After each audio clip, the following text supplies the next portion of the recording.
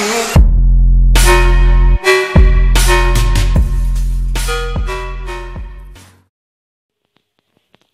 عليكم ورحمة الله وبركاته.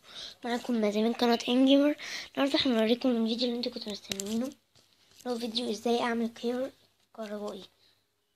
طبعا الفيديو ده هيبقى زي اول فيديو، هيبقى فيه كومنتات، وهرجع لكم بعد ما اجيب الارض اللي انا هقول لكم فيها، ورجعت لكم.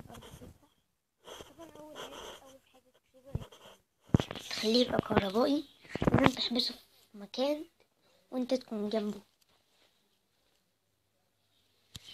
طبعا ده موضوع صعب جدا ان انت تعرف تحبسه.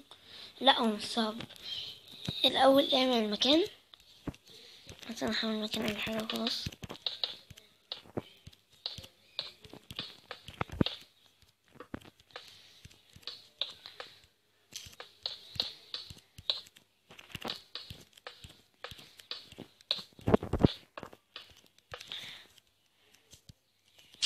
بعدين من الكريبر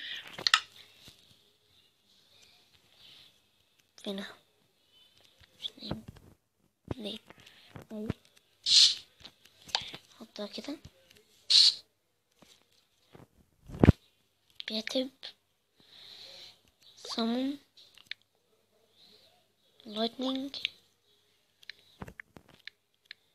bolt.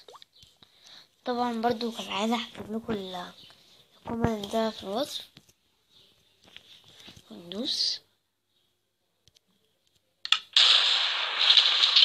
زي ما انتم شايفين ده هو شكله.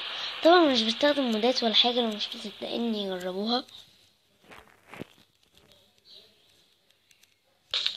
او كريبر نجرب نفجره.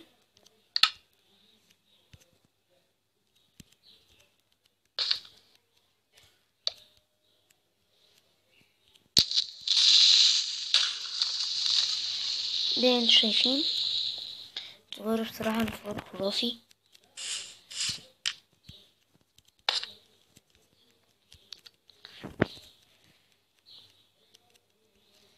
شايفين يعني